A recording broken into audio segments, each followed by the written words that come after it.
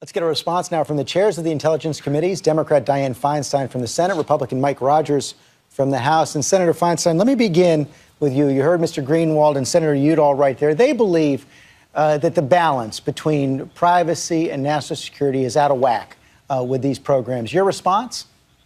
Well, of course, balance is a difficult thing to actually identify what it is. But I can tell you this. These programs are within the law. The business record section is reviewed by a federal judge every 90 days. It should be noted that the document that was released, that was under seal, which reauthorized the program for another 90 days, came along with a second document that placed and discussed the strictures on the program. That document was not released. So here's what happens with that program. The program is essentially walled off within the NSA. There are limited numbers of people who have access to it. The only thing taken, as has been correctly expressed, is not content of a conversation, but the information that is generally on your telephone bill, which has been held not to be private personal property by the Supreme Court. If there is strong suspicion that a terrorist outside of the country is trying to reach someone on the inside of the country, those numbers then can be obtained. If you want to collect content on the American, then a court order is issued. So the program has been used. 2 cases have been declassified. One of them is the case of David Headley, who went to Mumbai, to the Taj Hotel, and scoped it out for the terrorist attack.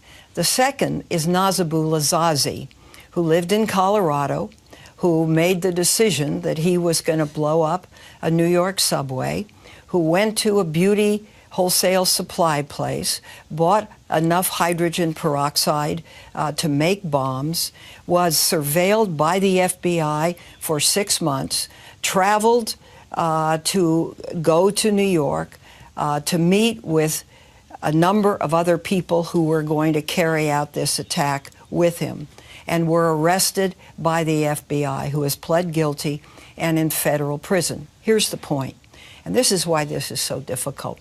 I flew over the World Trade Center going to Senator Lautenberg's funeral, and in the distance was the Statue of Liberty. And I thought of those bodies jumping out of that building, hitting the canopy. Part of our obligation is keeping America safe. Human intelligence isn't going to do it because you can't, it's a different culture, it's a fanaticism that isn't going to come forward.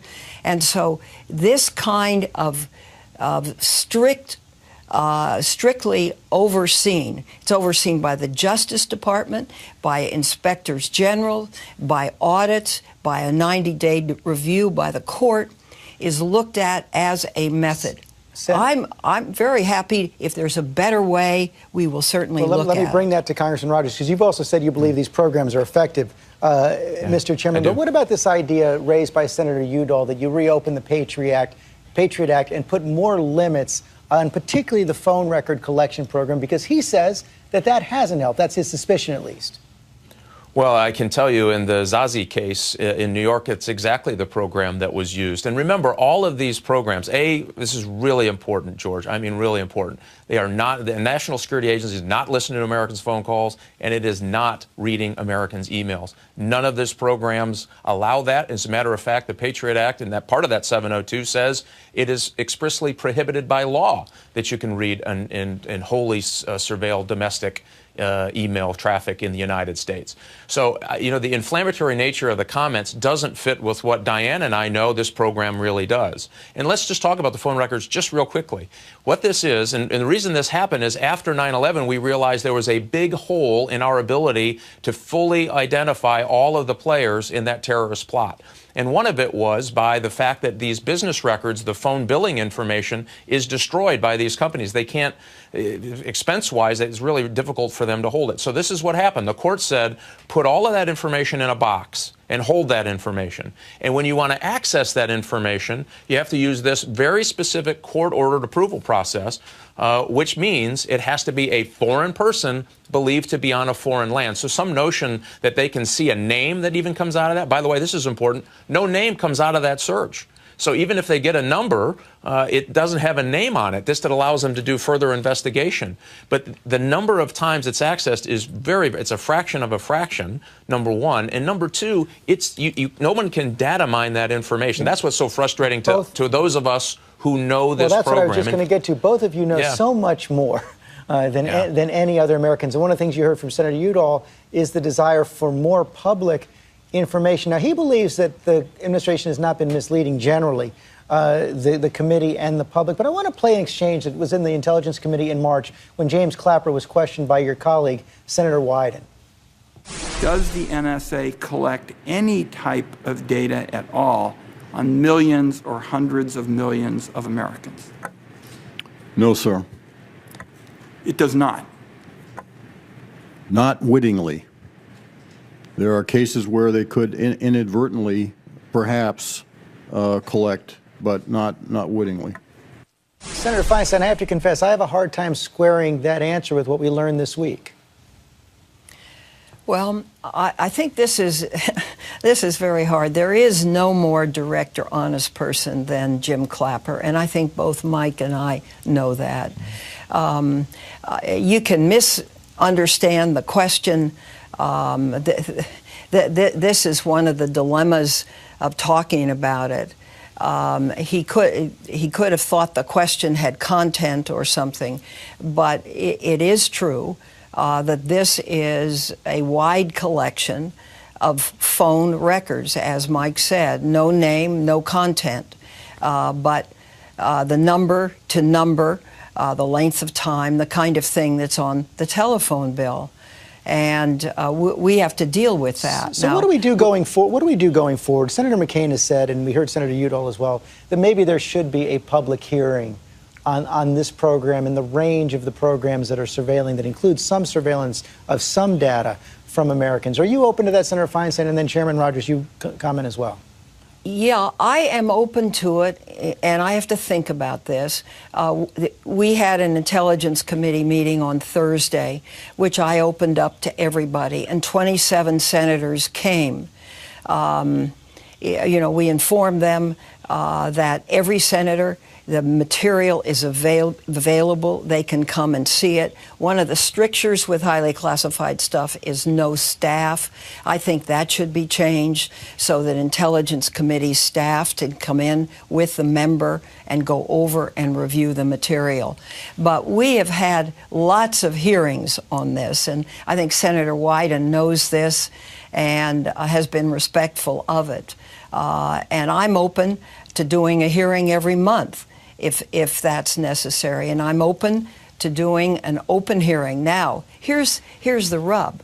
The instances where this has produced good, has disrupted plots, prevented terrorist attacks, is all classified. That's what's so hard about this. So that we can't actually go in there and, other than the two that have been released, give the public an actual idea of people that have been saved, attacks that have been prevented, that kind of thing. Chairman Rogers? You know, George, one of the things that we're charged with is keeping America safe and keeping our civil liberties and privacy intact. I think we've done both in this particular case.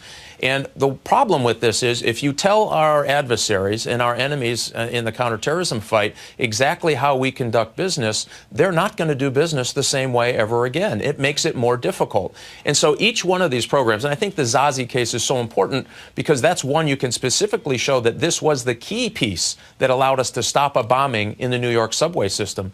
But these programs that are authorized by the court, by the way, only focused on non-United States persons overseas, that gets lost in this debate, are pieces of the puzzle. And you have to have all the pieces of the puzzle to try to put it together. That's what we found went wrong in 9/11. And we didn't have all the pieces of the puzzle, we found out subsequently, to the Boston bombings either.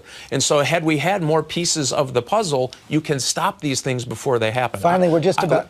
Sorry, we're just about out of time. I just want a quick answer from each of you on this. We saw that a crimes investigation has been opened. Is it fair to say that both of you believe that this investigation should be pursued and the source, if found, should be prosecuted? I absolutely believe that someone did not have authorization to release this information. And why that's so important, George, is because they didn't have all of the information. I know your reporter that you interviewed, Greenwald, says that he's got it all and now is an expert on the program. He doesn't have a clue how this thing works. Neither did the person who released just enough information to literally be dangerous. I argue that there's other methods. He could come to the committees if they had concern. We have IGs that they can go to in a classified way if they have concern.